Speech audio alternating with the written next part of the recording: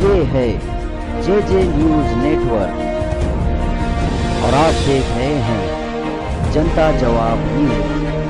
देखिए सच सच्चाई के साथ। आदाब, नमस्कार, आपका स्वागत है जनता जवाब न्यूज में। मैं हूं आपके साथ जुनैद आलम। आइए नजर डालते हैं कुछ खास खबरों पर। मालेगांव म्युनिसिपल कॉर्पोरेशन इलेक्शन मई के पहले हफ्ते में होने की उम्मीद। 19 अप्रैल को लातूर, परभनी और चंद्रपुर के corporation election.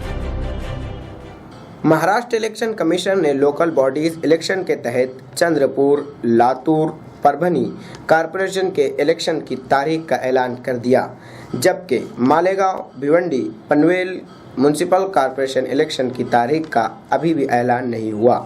Malegaon municipal corporation election 2017 की वोटर लिस्ट को लेकर इलेक्शन कमीशन के डिप्टी सेक्रेटरी NG चौगले ने नया प्रोग्राम जाहिर किया, जिसके तहत अब वार्ड वाइज वोटर लिस्ट की छपाई 17 अप्रैल को होगी और 18 अप्रैल को इसे जाहिर किया जाएगा। इस प्रोग्राम से ऐसा लगता है कि अब मालेगांव का इलेक्शन अप्रैल की बजाय मई में हो सकता है। पुलिस अफसर ने बताया कि गैस सिलेंडर में लगी आग से कैसे बचा जाए। वायरल वीडियो की रिपोर्ट। बहुत इजी तरीका है।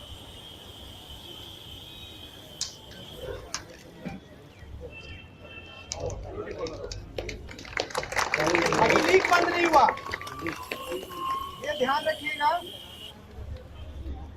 चलिए, यही काम। कोई लेडी है यहाँ पे, आइए, आपका डर ही खत्म हो जाएगा। एकदम आराम से आइए, बिल्कुल डरिए मत। ऐसे नहीं हड़बड़ाइए नहीं। घर में एक बंदा इसको ठंडा करता रहेगा। आराम से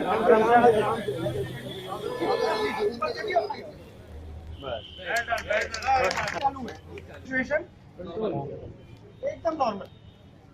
28 मार्च को साध्वी प्राची मालेगांव के ईदगाह ग्राउंड पर विश्व हिंदू परिषद की सभा में होंगी शामिल। आइंदा दिनों 28 मार्च को मालेगांव विश्व हिंदू परिषद की एक बड़ी सभा का आयोजन किया गया है, जिसमें बीजेपी सांसद साध्वी प्राची के साथ साध्वी सरस्वती, बाबा विकटे, श्याम महाराज, आचार्य जितेंद्र, परसिमानंद महाराज समेत कई साधु संत इस सभा में शामिल होंगे। मार्च एंडिंग की वजह से महावितरण की वसूली में हुई तेजी। मैं मालेगांव के गुरुवार वार्ड में खड़ा हूँ। आज तो 2-3 दिन से लगातार महावितरण की वसूली चालू है। हमारे साथ मालेगांव के एग्जीक्यूटिव ऑफिसर श्री आड़े साहब मौजूद हैं। उनसे बात करते हैं। सर, अभी तक क्या आप लोगों की कार्रवाई हुई है? नहीं, अभी क्या हुआ है, एक्चुअली लोगों को हम बोल रहे थे पैसा हो रहा है। जो लोगों ने 5-3 साल से पैसा नहीं भरा है, उनको बोल रहे कि ठीक है, आपको जितना क्षमता उतना, वो भी नहीं भरना चाहते। और उनको ये समझ में नहीं आ रहा है, यहाँ के कुछ लोग खुद के फायदे के लिए उनको भड़का रहे। यदि ऐसा रहेगा तो इनको यदि हमारे पास पैसा नहीं आएगा तो इनको फैसिलिटी कहाँ से देंगे? कल इनको स्कीम चाहिए, ये चाहिए। आज पैसा आया तो उनको कल हम कुछ दे सकेंगे, नहीं तो बहुत मुश्किल जाने वाला है। आगे का जो स्कीम आएगा, स्कीम के लिए पैसा नहीं है। अभी IPJ स्कीम आने वाली है जो लोगों के लिए। यदि ये पैसा नहीं आया तो पैसा उसमें दान नहीं होता, वो टेंडर वैसा दे देंगे। और लोगों को यही चाहता था कि आप रेगुलर पैसा भरो तो आपका बैच भी बच जाता है उसमें, और बाकी तो आपका रेगुलर पैसा इतने जो थकबाकी है यहाँ पे 60 लाख रुपये थकबाकी है। यदि 60 लाख रुपये तो ऐसा रहा तो सूचना आगे जाएगा। 19 MLA सस्पेंड। महाराष्ट्र विधानसभा में अपोजिशन पर गिरी बिजली। बजट पेश किए जाने के दौरान हंगामा करने वाले कांग्रेस और राष्ट्रवादी कांग्रेस के विधायकों को 9 महीनों के लिए सस्पेंड कर दिया गया है। निलंबित होने वाले MLA, जिनमें 10 NCP और 9 कांग्रेस के हैं, 18 मार्च को ये सभी हंगामा करते हुए किसानों का कर्ज माफ करने की मांग कर रहे थे। मेयर हाजी इब्राहिम सेठ की कोशिशों का नतीजा। मालेगांव को मिला 30 बेड के हॉस्पिटल का तोहफा। मालेगांव शहर के वासियों के लिए एक नया तोहफा। मेयर इब्राहिम सेठ जो है अपने शहरियों के लिए नए काम करने के लिए मशहूर है। अब इन्होंने एक ऐसा कदम उठाया है आरोग्य की ओर, जो कि मालेगांव में जाफर नगर में 30 बेड का वो हॉस्पिटल बनाने जा रहे हैं, सर्वे नंबर 54 में। आइए उनसे जानने की कोशिश करती हैं पूरा मामला क्या है, ये किस तरह से आप हॉस्पिटल बनाने के काम कर रहे हैं। सबसे पहले मैं अल्लाह ताला का बहुत बहुत शुक्रगुजार हूँ कि अल्लाह ताला ने एक मुझसे बहुत बड़ा काम लिया। जब मैं मेयर के चेयर पर बैठा था 15/12/2014 को मेयर की कुर्सी पर मैं ब्रजमान हुआ। उसके बाद मैं कंटिन्यूस पहले एक लेटर दिया था NHM के दिए उन्होंने 24/2/2015 को मैंने लेटर देके मालेगांव तो सख्त ज़रूरत है और वो जगह कई सालों से हॉस्पिटल के लिए रिजर्वेशन है, सर्वे नंबर 54। तो उसके बाद फर्स्ट लेटर देने के बाद काफ़ी उसके बाद मैंने 3-4 टाइम क्रॉसफंडिंग किया। फिर आखिरी में एक बॉम्बे हमने आरोग्य मंत्री के साथ मीटिंग लिया कि भाई मालेगांव शहर के लिए बहुत ज़रूरत है और ये आपको देना चाहिए। फिर उन्होंने उस वक्त तो आरोग्य मंत्री ने सेंक्शन किया।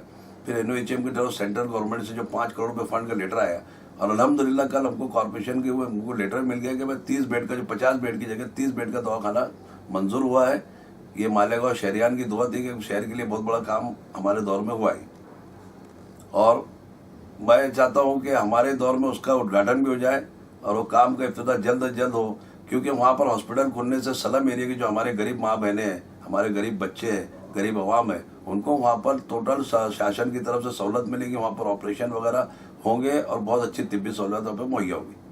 कहा कि मंजूरी लाई, तो आपने इसमें अपनी जाती तौर से आपने पूरी काम किया या आपने अपनी पार्टी राष्ट्रवादी की भी मदद? नहीं, इसमें पार्टी का कोई इन्वॉल्वमेंट नहीं है। हमारे कायदो साला जनाब मुफ्ती मोहम्मद इस्माइल साहब की सरपरस्ती रही है और अल्लाह का बहुत बड़ा करम रहा। मेरे साथ में सिर्फ अल्लाह ताला और हमारे मुफ्ती साहब थे मेरे साथ में और मैंने बिगर किसी मंत्री के बिगर किसी MLA के सब मंजूर कराया। मालेगांव मध्य क्षेत्र के आमदार आसिफ शेख ने किया बड़ा खुलासा। कहा कि मैंने फ्लाईओवर ब्रिज के लिए जो काम किया है वो रिकॉर्ड मौजूद है, आप माहिती अधिकार से मालूमात हासिल कर सकते हो। साथ ही कहा कि फ्लाईओवर ब्रिज का नाम ख्वाजा अजमेरी के नाम से होगा।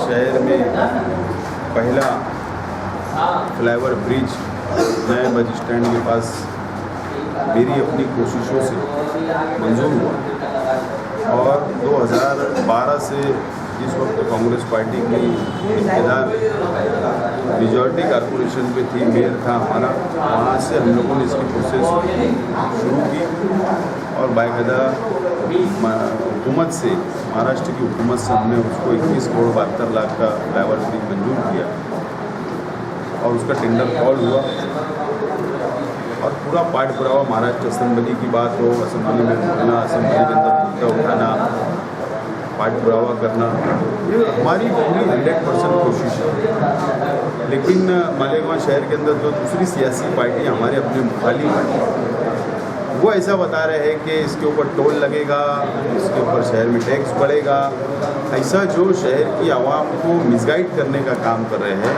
असल में वो शहर की आवाम को मिसगाइड कर रहे हैं और मैं शहर की आवाम को आपके माध्यम से, आपकी तरफ से मैं बताना चाहता हूँ कि मालेगांव शहर के अंदर जो फ्लाईओवर ब्रिज बन रहा है तो फ्लाईओवर ब्रिज के ऊपर कोई टोल नहीं लगेगा, कोई पैसा नहीं आप लोगों को आवाम को देना होगा, ना ही शहर भर के अंदर कोई टैक्स बढ़ेगा, बल्कि महाराष्ट्र की हुकूमत ने 70% पैसा दिया और 30% कारपोरेशन को अदा करना है। ये स्कीम है गवर्नमेंट की, उसकी स्कीम से हम लोग इसकी मंजूरी हम लोगों ने लाया है।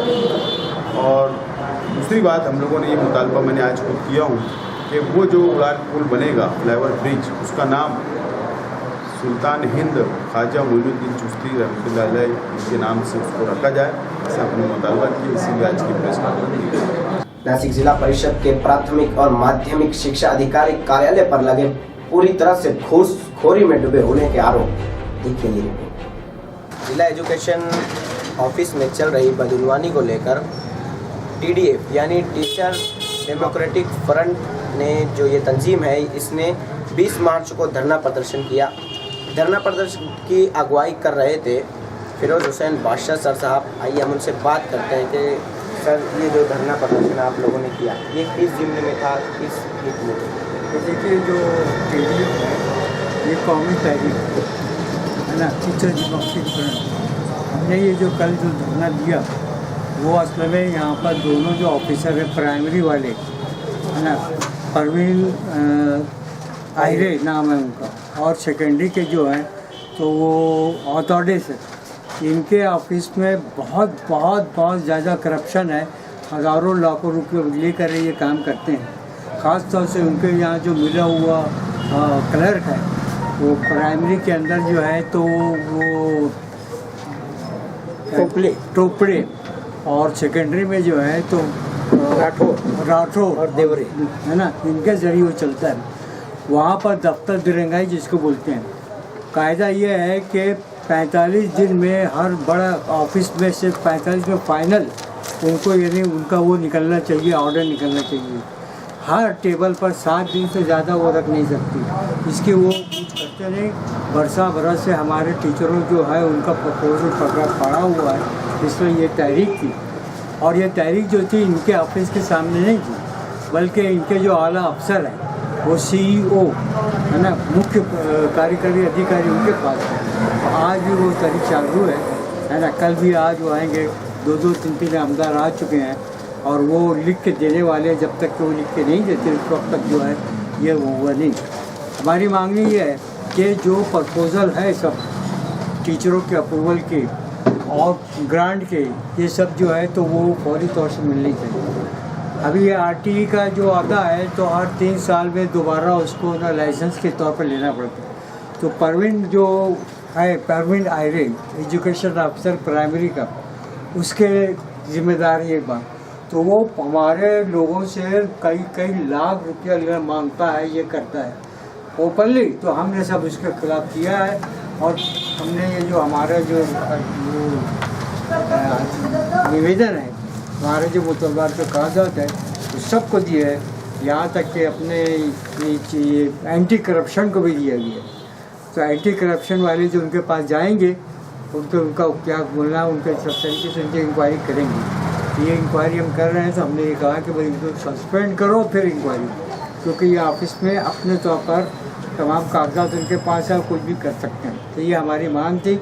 और ये अभी भी वहाँ पर हमारे जो दूसरे कार्यकर्ता हैं, निकम है ना, निकम सर है, वो नासिक जिले के TDF के अध्यक्ष हैं और दूसरे कार्यकर्ता भी वहाँ हैं। कल हमारे साथ रईस हाजी रईस अहमद भी थे, ये मालेगांव स्कूल में उस रिटायर है, ये सब वो थे।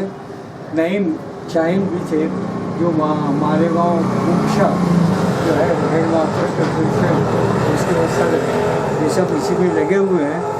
और हमारा जब तक कि ये मुतालबा पूरा नहीं होगा वहाँ उस वक्त तक वो लोग बैठे रहेंगे। आज वहाँ पर बहुत से आमदार वगैरह सब आने वाले, वो शिफ्टर शुरू है। इसी धरना प्रदर्शन में मालेगांव शहर के सीनियर टीचरों में शुमार होता है रईस सर का। हम इनसे बात करते हैं कि सर आगे अगर ये जैसे कि चल रहा है मामला, आगे आप लोग क्या अगर इसी तरह से शिक्षा अधिकारी कार्यालय में प्राइमरी और माध्यमिक के भ्रष्टाचार का सिलसिला जारी रहेगा तो हमारी ये हड़ताल जारी रहेगी।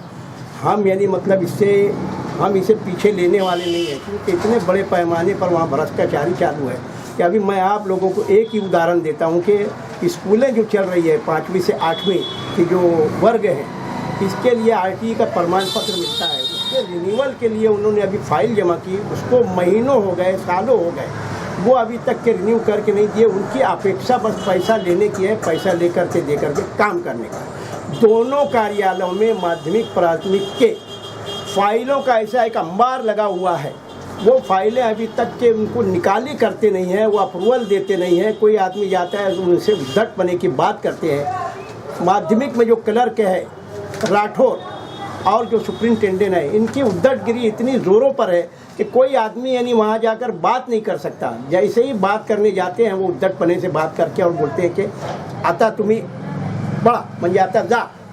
इसी तरीके से प्राइमरी सेक्शन में जो टोपले साहब हैं वो भी क्लर्क हैं और वो उनसे एकदम मुंसलिक है। एजुकेशन ऑफिसर परवीन आहिर है, वो उनके एकदम ऐसा समझिए कि ऑफिस के क्लर्क नहीं है, एकदम एजेंट के जैसा वो काम करते हैं, जैसा वो बोलते हैं।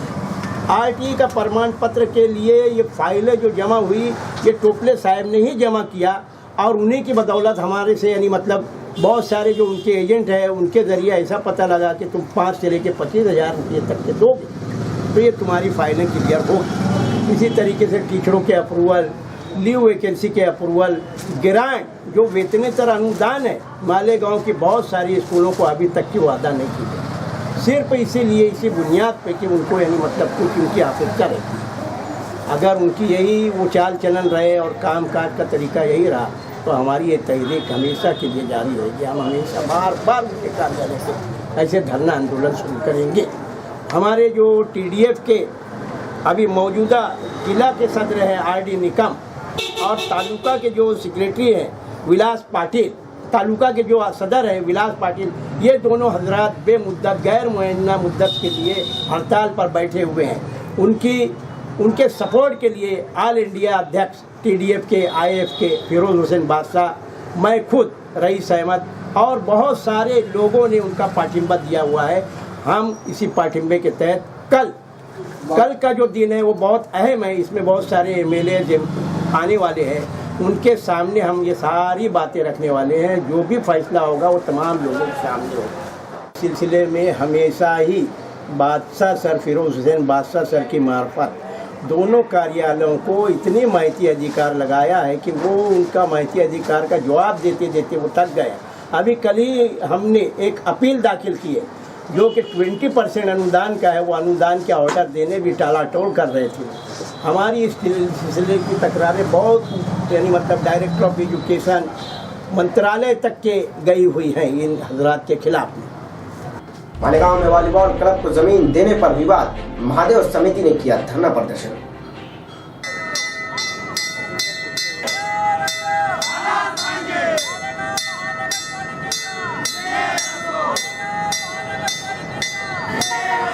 महादेव सेवा समिति के लोग आज गांधी पुतला के पास धरना प्रदर्शन कर रहे हैं। हम लोग से जानने की कोशिश करते हैं कि ये किस फील्ड में धरना प्रदर्शन किया है। महादेव समिति के कुछ जिम्मेदारान लोग बैठे थे, हम इनसे बात कर रहे हैं।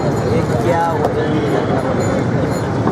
महादेव सेवा समिति की ओर से मैं पंकज मंगड़ा आपको ये बताना चाहता हूँ कि मालेगांव महापालिका ने मालेगांव का जो गणेश कुंड है जहाँ पे गणपति विसर्जन होता है, उस परिसर में उसके लगत की जो जगह है आजू बाजू की, उस जगह में एक क्लब को जगह देने का ठराव मंजूर किया है। ये ठराव एक तरफा और एक ही समाज के लिए कुछ लिमिटेड खिलाड़ियों के लिए रख के इन्होंने हमारे जो उधर जो सब हिंदू मंदिर और गणेश कुंड और जो वहाँ पे जो सब कार्यक्रम चलते हैं उसको उसके रास्ते में अड़काटी लाने का प्रयत्न किया है। उसकी वजह से उसमें जगह दिया, उसकी वजह से हमारे ये सब कार्यक्रम करने में अड़चन हो सकती है। तो सर उन्होंने हमारी बात न मानते हुए महापालिका और महापौर ने कि ये ठहराव इस तरीके से ना होते हुए हमारा विरोध उसमें मंजूर नहीं किया और ये ठहराव घाई गड़बड़ में महापालिका में पास किया और एक बाजू एक तरफा किया। तो ये हमें मंजूर नहीं है। हमें वहाँ पे गणेश विसर्जन और गणेश कुंड के लिए वो जगह पूर्ण राखी चाहिए, ये हमारा कहना है।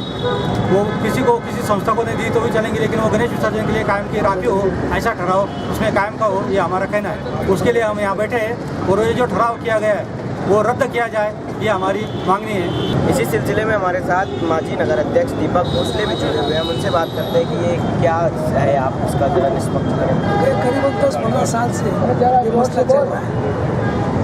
गाँव में शांतता चाहिए, इस राय के हम लोग भी हैं और हमको शांतता चाहिए और अमन चाहिए। गए 3-4 साल पहले इस बारे में एक मीटिंग हुई थी। मुफ्ती मौलाना साहब उस वक्त आमदार थे, दादा वसू साहब आमदार थे, उस वक्त के आयुक्त अजीत यादव थे। इन लोगों ने फैसला किया था और 2 लोगों की कमेटी इस बारे में बनाई गई। ये इन लोगों का जो फैसला आएगा वो माना जाएगा। उस वक्त मालेगांव कॉर्पोरेशन की शकील सैयद नाम के इंजीनियर थे और मैं खुद ऐसे 2 लोगों की सदस्य समिति बनाने के बाद उस समिति का रिपोर्ट हमने दिया कि ये जगह किसी को ना दिया जाए और जो भी देना है वो ना महादेव सेवा समिति को दिया जाए ना कोई मुस्लिम समाज की समिति को दिया जाए, क्योंकि गणपति का विसर्जन का ये रास्ता है। इस रास्ते को कोई दखल अंदाजी ना होते हुए गणपति विसर्जन हमेशा अच्छे ढंग से जो होता है वही होने की चाहिए और इसकी देखभाल प्रशासन करे, महसूल खाता करे या महानगर पालिका करे। ऐसा सब होने के बाद भी 10-15 दिन पहले कॉर्पोरेशन में एक ठहराव आया, हर विशिष्ट संस्था को देना चाहिए।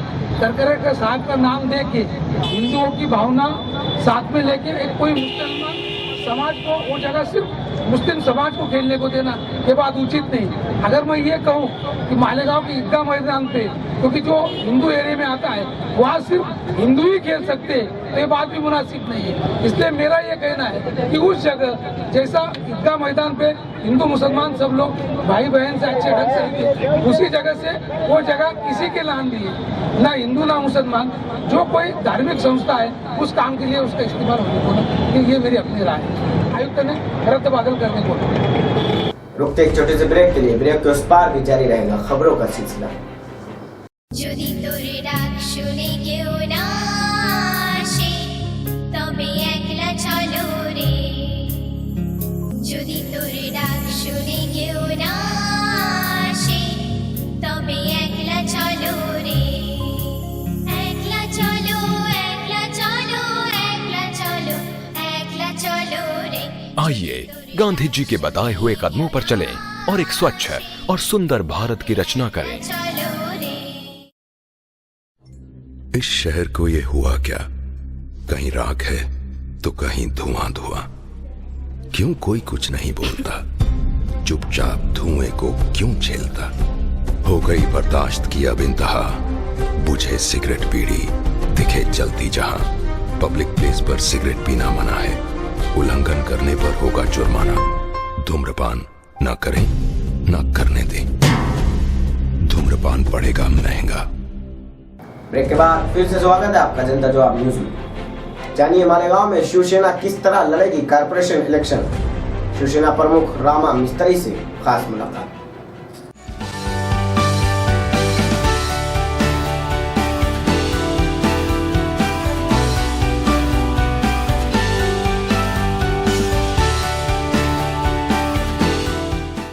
बहुत जल्द मालेगांव म्यूनसिपल कॉरपोरेशन इलेक्शन होने वाले हैं। अलग अलग पार्टियां अपने अपने तौर से अलग अलग मेहनत कर रही हैं। हम आज मौजूद है इसी सिलसिले में मालेगांव शिवसेना के मुख्य कार्यालय पर। आज हमारे साथ मौजूद है मालेगांव शिवसेना के प्रमुख श्री राम भाऊ उर्फ रामा मिस्त्री के नाम से ये जाने जाते हैं। हम इनसे बात करने की कोशिश करते हैं कि शिवसेना इस बार इलेक्शन में क्या रणनीति तैयार की हुई है।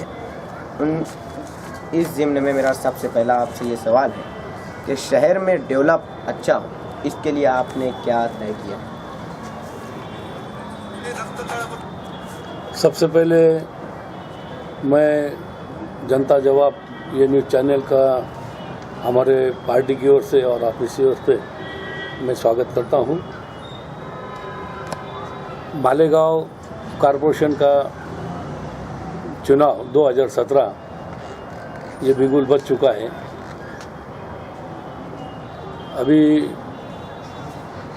बहुत जल्दी हम लोग अलग अलग प्रभाग में वार्ड में उम्मीदवार देने वाले हैं।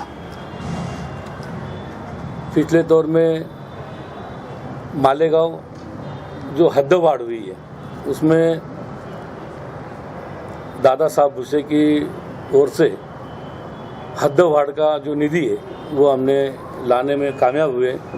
पहला निधि जो आया था वो 5.5 करोड़ का था। उसके बाद अभी 18 करोड़ रुपए का निधि हम ला चुके हैं और उसका उद्घाटन भी हमने दादा भुसे के माध्यम से हमने कर दिया है। उसमें कुसुम्बा रोड है, उसके बाद कैम्प रोड है, सटाना रोड है, एक बाल अलम्मा पुल से मोतीबाग नाका, एक बाल अलम्मा पुल से राम सेतु पुल तक, ये जो रोड है वो शहर के डेवलपमेंट के हिसाब से उसको हम डिवाइडर डाल करके उसके बीच में हम लाइटिंग वगैरह लगा करके उसका डेवलप करना चाहते हैं। उसका हमने शुभारंभ कर दिया है, उसकी शुरुआत कर दिया है। दूसरा सवाल आपसे ये है कि मालेगांव म्यूनसिपल कॉरपोरेशन में कुल 84 सीट्स है, तो आप कितनी सीट उतारने वाले हैं इस बार? अभी कुल मिला के 84 सीटें 21 प्रभाग हैं। उनमें से नदी के इस पार जो है ये 5 प्रभाग आते हैं। उसमें 1 नंबर प्रभाग है, उसके बाद 8 नंबर है, 9 नंबर है, 10 नंबर है और 11 नंबर है। तो नदी के इस पार जो है 5 प्रभाग है और 20 हमारी सीट हम पूरी खड़े करना चाहते हैं नदी के इस पार। नदी के उस पार जो है बहुत सारे मुस्लिम समाज के लोग शिवसेना ज्वाइन कर चुके हैं और शिवसेना की उम्मीदवारी भी चाहते हैं। तो ऐसे जो प्रभाग है मैं उनका नंबर भी देता आपको कि प्रभाग क्रमांक 7 से बहुत सारे लोग आ चुके हैं, उम्मीदवारी करना चाहते हैं।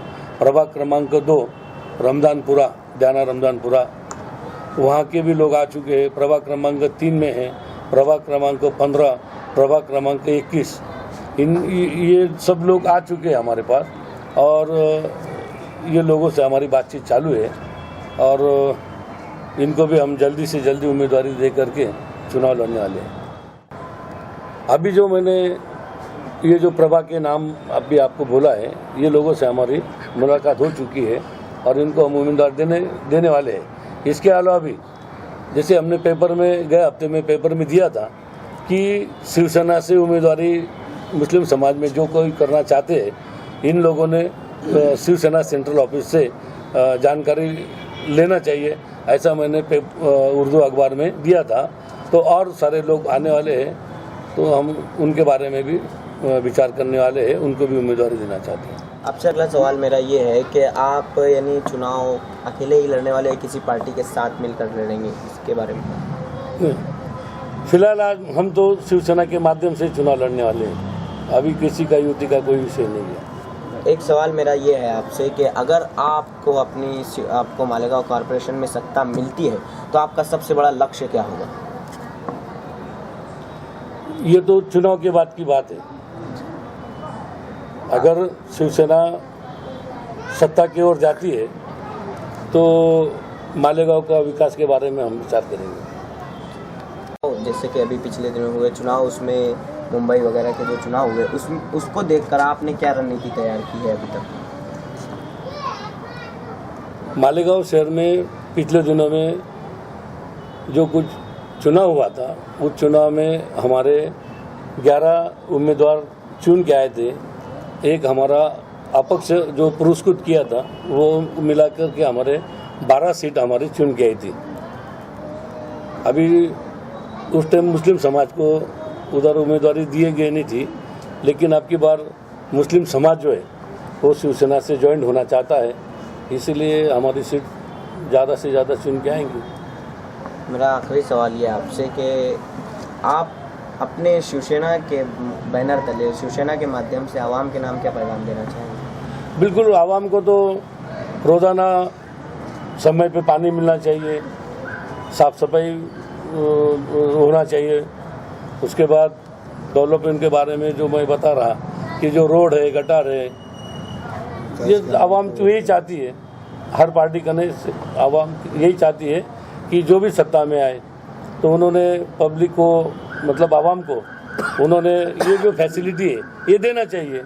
और शिवसेना का हमारा वही विषय है कि 80% हम समाज कारण करते हैं और 20% हम राजकारण करते हैं। तो 80% हमारा जो समाज कारण है, उसका अर्थ यही है कि लोगों से जुड़ो, लोगों की सेवा करो, दुख दर्द में शरीक हो जाओ। शिवसेना प्रमुख बाला साहब ठाकरे ने हमें यही सिखाया है कि जनता की सेवा करो, उस माध्यम से हम जनता की सेवा करेंगे। ये समाज के एक ऐसे सेवक से जो दूसरों के लिए जीता है, 2008 से मुसलसल कर रहा है लोगों की खिदमत। मालेगांव शहर की जानी मानी हस्ती आज हमारे साथ मौजूद है, शफीक एंटी करप्शन के नाम से जो जानी जाती है। शफीक एंटी करप्शन की बात मैं बताऊं, जो कि सिर्फ सियासी नहीं बल्कि समाजी खिदमतगार है। दवाखाने से लेकर पुलिस स्टेशन या फिर मोहल्ले के कोई भी बात हो, वो हमेशा आवाम के साथ रहेंगे। कभी किसी के दवाखाने का मैटर हो, किसी के घर का मसला हो, किसी के पुलिस स्टेशन का मसला हो, त्यौहार हो, हर जगह आवाम की खिदमत करने वाले शफीक एंटी करप्शन हमारे साथ मौजूद है। आइए हम उनसे बात करते हैं। शफीक भाई, जैसा कि आप कई सालों से लोगों की खिदमत कर रहे हैं, आपको मालेगांव वासी शफीक एंटी करप्शन के नाम से ही जानते हैं, तो आप कुछ अपने बारे में लोगों को बताएं। अल्हम्दुलिल्लाह 2008 से मैं बॉम्बे के लिए गाड़ियों का जो बिज़नेस था मेरा, तो बॉम्बे में गाड़ी लाने के लिए जा रहा था। तो रास्ते में मुझे एक बूढ़ी औरत हाईवे के ऊपर पैर से अपने बदन को पूरा घसीटते हुए रोड क्रॉस कर रही थी। उस वक्त मुझे देखकर बड़ा अजीब फील हुआ। मैं सोचा कि यार अपने लिए तो सब जीते हैं, दूसरों के लिए जीने में कैसा मजा है, जरा जी कर देखते हैं। बस अल्लाह पाक ने उसी वक्त से मेरी ज़िंदगी एकदम तब्दील की और एक जज्बा सा पैदा हुआ फिर औरंगाबाद में हमारे एक सैयद साबिर साहब करके हैं, उनसे मेरी मुलाकात हुई, उनसे मैं मिला तो उन्होंने मुझे महाराष्ट्र एंटी करप्शन के सदर होने के नाते एक मालेगांव के अंदर एक मेंबर्स बोल के मुझे काम करने का मौका दिया। अल्लाह का बेपनाह शुक्र है कि उस वक्त से हम लोग हमारा अपना एक ग्रुप बनाए। ग्रुप में मेरे साथियों ने, मेरे दोस्तों ने मुझे बहुत अच्छा कोऑपरेट किया। इतना कोऑपरेट किया अल्हम्दुलिल्लाह कि हमने कुछ पैसा जमा करके शहर के अंदर एक प्रोग्राम रखा और प्रोग्राम रख के हम लोगों ने एक एम्बुलेंस फ्री में चलाने के लिए लेकर आए। अब एम्बुलेंस 2008 से अल्हम्दुलिल्लाह आज तक हम लोगों के पास चल रही है, जिससे हम सिर्फ किसी भी मरीज़ को कहीं भी जाना रहता है तो उससे पेट्रोल का हम खर्च लेते हैं, बाकी ड्राइवर वगैरह का और जो भी मेंटेनेंस रहता है वो हम लोग सब दोस्त लोग मिलकर उसको पूरा करते हैं। फिर हम लोगों ने कुछ एक प्रोग्राम रखा और 40 अपंग लोगों को हमने साइकिल बांटी, 3 चक्की साइकिलें जो आती है वो बांटी। उसके बाद से अल्लाह का इतना एहसान हुआ कि कंटिन्यूअस सिविल हॉस्पिटल की तामीर हुई। उसके बाद से सिविल हॉस्पिटल में हम लोगों ने जो खिदमत अंजाम दी तो अल्लाह का बेपनाह शुक्र है कि तकरीबन मैं आज तक 5500 लेडीज़ का सीज़र वहाँ पर करवा चुका हूँ। मतलब मैं करवा चुका हूँ, ऐसा मैं अपने ऊपर नहीं ले रहा हूँ कि वहाँ पर कुछ डॉक्टर्स जो नालायकी करते हैं, कुछ डॉक्टर्स अच्छे भी हैं, तो डॉक्टर लोग जो वहाँ पर लोगों को तकलीफ़ें देते हैं कि ये सीज़र यहाँ पर नहीं होगा, इसको दुलिया रेफ़र करना पड़ेगा, ये ऑपरेशन यहाँ नहीं होगा, इसको दुलिया रेफ़र करना पड़ेगा। तो बहुत सारे लोगों के पास मेरा नंबर है। जब हमारे शहर के अंदर ये चर्चा चली कि फला नाम के शफीक एंटी करप्शन मालेगांव के अंदर जो सिविल हॉस्पिटल है वहाँ अपनी खिदमत अंजाम देते हैं। बाद में मैं धीरे धीरे वहाँ पर करता रहा, लेकिन एक वक्त ऐसा आया कि वहाँ के वॉचमैन ने रात में मुझे 1:30 बजे फ़ोन लगाया कि भाई एक लेडीज़ है जो गार्डन के अंदर बहुत 8 साढ़े 8 बजे से बैठी है, उसके पास 2 बच्चे हैं, तो वो रो रही है, हमको कुछ बता भी नहीं रही है। उसको बोलते हैं कि अंदर चलो, तो चलने के लिए तैयार नहीं है।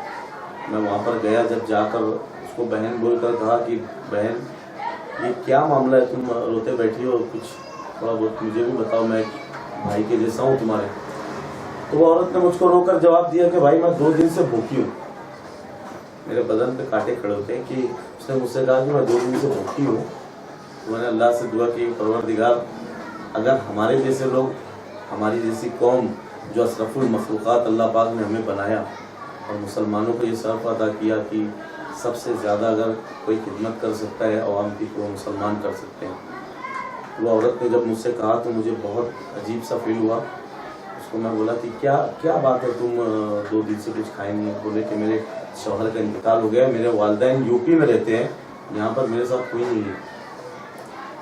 मेरी आँख से आंसू आया। मैं उसको जाकर फिर होटल में से खाना वगैरह ला के उसको खाना खिलाया। मालेगांव शहर के अंदर ऐसे कई मामला होते हैं कि लोग मुझे फ़ोन करते हैं जिम्मेदारी से। जब मेरे कान में फ़ोन बजता है मैं उठाकर बात करता हूँ और वो मुझे कहते हैं कि हम सिविल हॉस्पिटल से बोल रहे हैं और फला हमारा काम है, यहाँ काम नहीं हो रहा है। तो मैं जिम्मेदारी से उसको बाखूबी जाकर निभाता हूँ। इसलिए निभाता हूँ कि यार एक मुसलमान ने मेरे कान में सदा दी, वो चाहे कोई भी कौम का हो, मुसलमान हो, कोई भी समाज का हो, तो इन्होंने मेरे कान में सदा दी। अगर मैंने इनका काम नहीं किया हॉस्पिटल में जाके और अगर अल्लाह ना करे किसी का इंतकाल हो जाए तो उसका सारा अजाब मेरे ऊपर आएगा। तो मैं इसलिए वहाँ जाकर मेरी खिदमत अंजाम देता हूँ और अल्लाह पाक से दुआ करता हूँ कि अल्लाह इसी तरीके से मुझसे हॉस्पिटल की और पुलिस स्टेशन वगैरह में जो मैं काम करता हूँ, मेरे अपने तो कोई 2 नंबर के धंधे नहीं है, कोई 2 नंबर के धंधे नहीं है या कोई ऐसे मामला नहीं। अल्लाह पाक ने मुझे नवाजा है। स्टेशन में मेरा जाने का और लोगों की काम करने का मकसद ये है कि कभी अल्लाह बेहतर जानता हमने किसी के साथ कोई इलीगल काम नहीं किया। एंटी करप्शन में होने के नाते बहुत सारे काम हम लोगों ने ऐसे किए हैं जो ऑफिसर अगर पैसे मांगते हैं तो हम बाकायदा उसको हमारे जो ब्यूरो के लोग होते हैं नासिक से, उनसे कांटेक्ट वगैरह करके, पब्लिक से कांटेक्ट करके, पब्लिक हमसे कांटेक्ट करती है और हम लोग उन लोगों को बाकायदा उनका रास्ता बताते हैं जो कि लीगल तरीके से होता है। और पुलिस स्टेशन में काम इसलिए करता हूँ कि बहुत सारी हमारी भूली भाली आवाम जो है, तो कुछ मैटर के अंदर जैसे XYZ कोई भी मामला में झगड़ा कर ले, कोई और मामला हो जाए तो जाके बस उन लोगों की मदद करते हैं। बस इसी तरीके से सरकारी दरबारी काम में काम करते हैं। और भी अल्लाह पाक ने इतना बड़ा बेनिफिट दिया है मुझको कि मैंने लोगों की खिदमत जब से शुरू किया, तकरीबन मैं 2008 से इस फील्ड के अंदर जुड़ा था, 2009 से या 8 से। अल्लाह का इतना एहसान हुआ कि 2012 में मुझे हमारे कांग्रेस पार्टी के जो सदर है शेख रशीद साहब उन्होंने बुलाकर टिकट दिया और देने के बाद मैं बहुत बड़ी जीत से अल्लाह पाक ने मुझे उस वक्त 1160 वोट से मुझे जिताया। मैं महानगर पालिका के इलेक्शन में मेरी मिसेस कॉरपोरेटर बन के गए। ये भी एक अल्लाह का इनाम मुझे मिला और आज तक अल्लाह पाक का इनाम मुझे बहुत सारे ज़रिए से मिल रहा है और आगे भी इंशाल्लाह मिलता रहेगा। बस कोशिश यही है कि अल्लाह पाक जब तक के जान में जान रखा है तो मैं हमारी अपनी आवाम की खिदमत करता रहूँ। इसी तरीके से अल्लाह पाक का एक इनाम मुझे और ये भी मिला कि मैं फ़ख्र से कहता हूँ कि जो हमारे मुजाहिदे अव्वल हिंदुस्तान के अंदर जिन्होंने आज़ादी के लिए सबसे पहले अपनी आवाज़ को बुलंद की और अल्लाह का एहसान रहा कि उन्होंने आखिरी तक अंग्रेज़ों के आगे अपने घुटनों को नहीं टेका।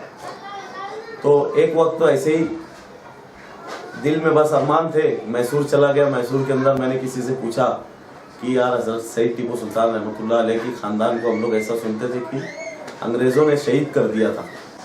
तो मुझे वहाँ के लोगों ने कहा कि नहीं, उनकी जो औलाद थी उनको उठाकर कलकत्ता लेकर गए थे। एक इकबाल भाई करके वहाँ पर थे, तो उनका नंबर उन्होंने मुझे दिया और देने के बाद मैं बेंगलोर गया, उनसे मुलाकात किया। मुलाकात करने के बाद उन्होंने मुझसे कहा कि यहाँ पर अभी जल्दी एक सैयद मंसूर अली जो है वो हज़रत सैयद टीपू सुल्तान रहमतुल्लाह अलैह की 7वीं पुश्त से ताल्लुक़ रखते हैं, जो यहाँ पर आ बसे हैं। तो अल्लाह का एहसान हुआ कि वो भाई ने मुझे हज़रत का नंबर दिया और उनका नंबर लेने के बाद जब मैं मुसलसल इनसे फ़ोन पे राब्ते में रहा तो उन्होंने बहुत मुझसे लगाव, दिली लगाव जिसको बोलते हैं, उस तरीके से उन्होंने मेरे साथ अपनाया और अपनाने के बाद उनसे आज इतना अच्छा मेरा संबंध हो गया कि वो मुझे भाई जैसा मानते हैं। प्लस हम लोगों ने हमारे मालेगांव शहर के जो आमदार है आसिफ शेख रशीद साहब, इन्होंने एक मुस्लिम रेजुलेशन का फेडरेशन का जो मुस्लिम कमेटी के मुस्लिम बिरादरी के लिए जो प्रोग्राम रखा था तो उसके अंदर भी हम लोगों ने उनको इनवाइट किया था। आसिफ भाई ने भी उनसे बात की और उनको मालेगांव हम लोगों ने मदऊ किया। वो बाकायदा आए यहाँ पे, उनका भाषण वगैरह भी दिया और भी अभी उनकी तैयारी यहाँ तक है कि वो बोलते हैं कि मुझे एक शेर मैसूर हज़रत सैयद टीपू सुल्तान रहमतुल्लाह अलैह का जो सल्तनत थी, उनका नाम था सल्तनत खुदादाद, तो उसके पेपर्स कुछ हज़रत को मिले और उन्होंने उसको रिन्यूअल करवाया। रिन्यूअल करवाने के बाद उसको इंडिया लेवल के ऊपर बाकायदा वो लॉन्च करने वाले हैं, जिसमें अल्लाह का बेपनाह शुक्र है कि उन्होंने मुझे फाउंडेशन मेंबर बनाया। ये मुझे बड़ा एजाज़ है अल्लाह पाक की तरफ से कि उसमें उन्होंने मुझे फाउंडेशन मेंबर बनाया और आगे भी अल्हम्दुलिल्लाह मैं इस तंजीम से जुड़कर पूरी इंडिया लेवल के ऊपर हर कौम की इंशाल्लाह हम लोग उसके अंदर रहनुमाई करेंगे, जो कि सोशल लाइन से वाबस्ता। मकसद ये है कि मैं सोशल फील्ड से जुड़ा रहूं जब तक कि अल्लाह ने इस बदन में जान रखी है। मेरा मकसद ही ये है कि मैं आवाम की, मुसलमानों की, हर कौम के लोगों की खिदमत करूँ बस।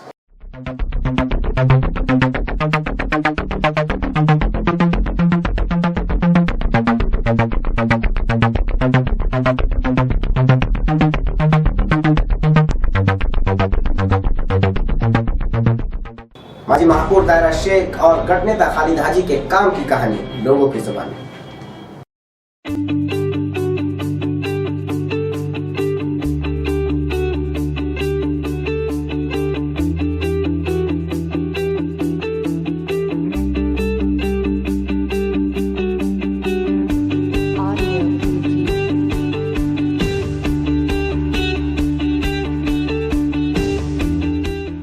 जैसा कि आप देख सकते हैं मैं यहाँ खड़ा हूँ वार्ड नंबर 32 जो कि माजी महापौर दायरा शेख रशीद का वार्ड है और इस जानिब मेरे वार्ड नंबर जो पहले का वार्ड नंबर थे ये 32 और ये 39 वार्ड नंबर जो खालिद हाजी जो कि गढ़ नेता है कांग्रेस के वो वार्ड है। जैसा कि आप लोग देख सकते हैं कांग्रेस के फंड से ये काम शुरू है, ये लाइट पोल्स और वगैरह के काम है और ये इस जानिब मेरे जो है खालिद शेख रशीद की ऑफिस है। ऐसा कि खालिद शेख रशीद कह रहे हैं अपनी मीटिंगों में कि मेरी अम्मी का वार्ड यानी कि पहले का वार्ड नंबर 32 जो कि ताहिरा शेख रशीद जो कि पहले महापौर थी उनका वार्ड है और खालिद शेख रशीद का खुद वार्ड नंबर 39। उन्होंने कहा है कि वहाँ पर बहुत सारे काम हुए हैं। जनता जवाब न्यूज़ सर्वे कर रहा है कि कितना काम हुआ है। आप लोगों को मैं लिए चलता हूँ इन दोनों के ताहिरा शेख रशीद और खालिद शेख रशीद के वार्डों में।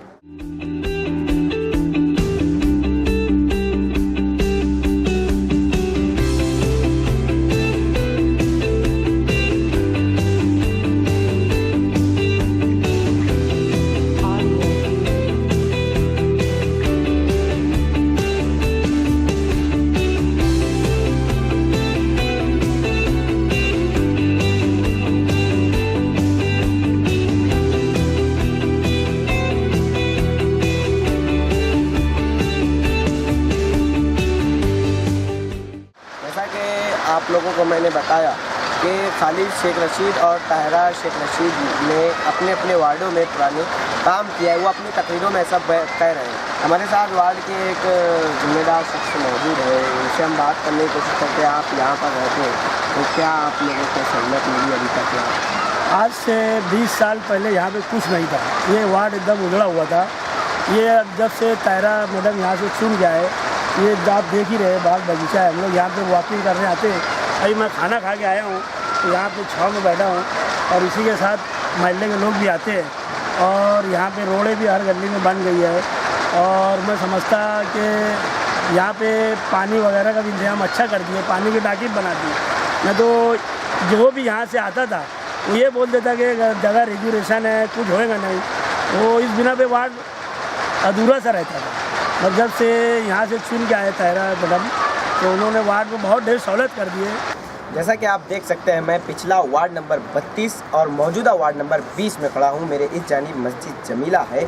यहाँ के कुछ लोग मौजूद हैं। लोगों से मिली मालूमात के मुताबिक जो कि यहाँ की मौजूदा कारपोरेटर और एक्स महापौर ताहिरा शेख रशीद का ये वार्ड है। जैसा कि आप लोगों ने बताया ये सहूलियात मिली और अपनी तकरीरों में भी हाजी खालिद और ताहिरा शेख रशीद बोल रहे हैं हम लोगों ने बहुत काम किया अपने वार्ड में, तो हम लोग सर्वे के लिए आए। तो आपको क्या क्या सहूलत मिली, वाकई में मिली है या नहीं? वाकई में बेशक काम हुआ है, क्योंकि मैं इस बस्ती में 20 साल से रह रहा हूँ और 15 साल तक मैंने जो तकलीफ उठाया है, लेकिन अल्लाह का एक एहसान हुआ और हमारे मोहल्ले को ऐसा कैंडिडेट मिला कि जिसने हमारे दुख दर्द को देखते हुए हमारे लिए हर चीज़ की आसानी की। ये हम जो खड़े हैं, इस वार्ड के अंदर रोड नहीं था, इतना कीचड़ रहता था और हम जो है बहुत दूर से पानी लाते थे। हमारे को मीठा पानी भी नसीब नहीं होता था, ना बिजली सही तरीके से थी, यहाँ पे कोई चीज़ की व्यवस्था नहीं थी। लेकिन ये 5 साल के अंदर हर चीज़ की व्यवस्था हुई है। ये कैंडिडेट जो है पूरे मालेगांव के अंदर चुन के आए ताकि मालेगांव का विकास होए, मालेगांव की तरक्की होए और गरीब लोगों को सहूलत मिले। हम औरतों से बात करते हैं कि उन्हें पहले क्या तकलीफ थी और अभी क्या सहूलत मिली। तकलीफ इतनी बुरी थी कि खड्डा फेंकना पड़ता था, दलदलों के अंदर चलना पड़ता था, पानी के लिए इतनी दूर दूर से पानी लाना पड़ता था। हमने ये ताहिरा मैडम आने से हमने मांग करे, जो मांग करे ना, ये मांग करने से हमारी हर मांग पूरी हुई। आज ये तो रोड भी बना, गडर भी बनी और ये तो आज पानी की व्यवस्था भी हो गई। हर चीज़ में अगर एक फूल भी लगाओ ना तो चट के पट हर काम होते रहता है यहाँ का। ऐसा कोई तकलीफ नहीं, ऐसी कोई प्रॉब्लम नहीं है और आज भी है तो ये काम चालू है और आज भी काम हो ही रहा। और क्या क्या आप लोगों को लगता है और क्या क्या बदलाव हुआ है? जैसे बदलाव तो बहुत आया हमारे महल्ले में। जैसे चलने रास्ता नहीं था, अंडे लेके गिरते थे, गड्ढे फेंकने जाते थे कीचड़ में लगे। लेकिन मैडम के आने से हमारी हर तकलीफ दूर हुई। मैडम आई जब से नल बोरिंग सब होगा, सब आराम है। अभी आगे क्या लाना है हमको? क्या अभी कुछ नहीं, ये चाहते हैं कि ताहिरा मैडम आने से हमको हर चीज़ का आराम हुआ है। यहाँ लाइट भी लगे, नहीं तो हम तो अंधेरे में गिरते पड़ते चलते थे। जैसा कि वार्ड के लोगों ने कहा कि उन्हें सहूलियात मिली है। हमारे साथ मौजूद है एक्स महापौर ताहिरा शेख रशीद के सहायक और मौजूदा कारपोरेटर ताहिरा शेख रशीद के ये सहायक है, उनका पूरा काम संभालते हैं इमरान शेख रशीद। बात करते हैं उनसे कि लोगों ने जैसे कि बातें बताई हैं या सहूलत मिली, इसमें कहाँ तक सच्चाई है, मुझसे जानने को करते हैं। लोगों ने अभी हमें बताया सर्वे में कि हमारे काम क्या वाकई में आप 2012 में जब हम लोग यहाँ इलेक्शन लड़ना है तो यहाँ पे एक रनिंग फिट गटर का भी काम फिलहाल नहीं हुआ था। और पूरा पैनल देखने के बाद कांग्रेस पार्टी और उसके कायद हमारे लीडर हमारे वालिद शेख रशीद साहब ने ये फैसला किया कि ताहिरा मैडम मेयर की उम्मीदवार है तो उनको यहाँ से उम्मीदवारी कराई जाए ताकि ये मज़ाफ़ाती एरिए में कामकाज हो। और अल्हम्दुलिल्लाह इस इलाके के लोगों ने मुखालफिन की ज़मानत जब्त करवाने का काम किया और भरपूर वोटों से उनको चुन के दिया और वो महापौर बने। महापौर बनने के बाद में ये इलाके में अल्हम्दुलिल्लाह हम लोगों ने 22,000 रनिंग फिट गटरों का काम करवाया, क्योंकि यहाँ पे पूरे इलाकों में ये पूरे पैनल में दातार नगर, रशीद नगर, नजमाबाद, अहमदपुरा, अलीबाग, फवारवाड़ी, ये तमाम इलाके ये पैनल के अंदर थे और किसी भी इलाके में कोई भी बुनियादी सहूलत नहीं थी। और अल्हम्दुलिल्लाह हमको 4.5 साल, पौने 5 साल का अरसा लगा। 85% के आसपास हम लोग काम करने में कामयाब रहे और अल्लाह के करम से जो बचे 10-15% के काम है वो इंशाल्लाह आने वाली बॉडी में हम लोग करवा के देंगे। लोगों को बहुत इत्मीनान है और लोग मुतमईन है कि भाई इन्होंने जो बोला था वो करके दिखाया।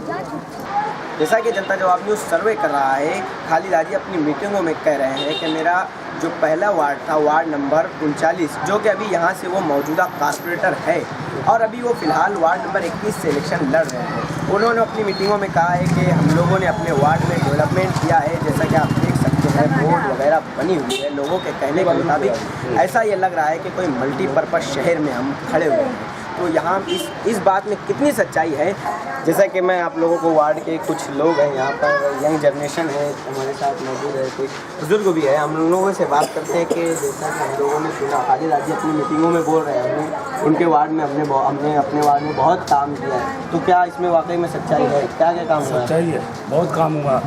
जैसे बोलने की गटर, नल, लाइट, सब रोड का बहुत काम हुआ। किसके खालिद हाजी के दौर में? खालिद हाजी के दौर में। और ये भाई लोग हैं, अंकल अम्मी, यहाँ इनसे पूछने की कोशिश करो। देखो, जब से खालिद हाजी हमारे वार्ड में कारपोरेटर है तो मतलब बहुत सारे काम, रोड, गटर, लाइट, नल नहीं था, में बहुत सारे काम हुए। और हम लोग आज भी चाहते हैं कि खालिद हाजी साहब हमारे ही वार्ड में इलेक्शन लड़े।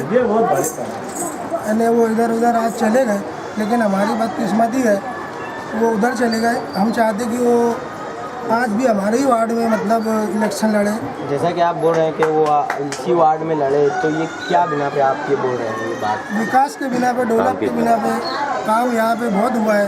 यानी पहले जो वार्ड था आज मतलब बहुत देर चेंजिंग हुई है, नल वगैरह, रोड, गटर। कॉलेज स्टूडेंट्स और तो यहाँ पर बहुत सी खालिद हाजी ने तो बहुत सहूलत करी, रोड वगैरह, गटर, नल, बहुत सी सहूलत इस वार्ड में हो चुकी है। और इसमें सच्चाई है, कहाँ तक काम किया उन लोगों ने बताया? मतलब अभी हम लोग यहाँ से पहले 15-16 साल पहले से रह रहे, जब से देखे, मतलब जब हम लोग यहाँ पर रहते थे ना, तो जब ये सब नहीं था, यहाँ बेच कर जाने का टाइम था ऐसा।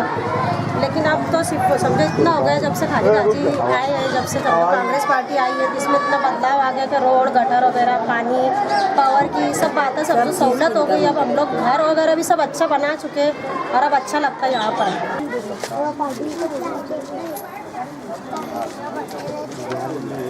लोगों ने हमें ऐसा बताया कि यहाँ पर काम नहीं था मगर काम हुआ, इसमें कहाँ तक सच्चाई है? क्या ये सच्चाई ये था कि आने वाले 5 सालों से पहले यहाँ पे जो भी कॉर्पोरेटर आए तो इतना काम नहीं हुआ था।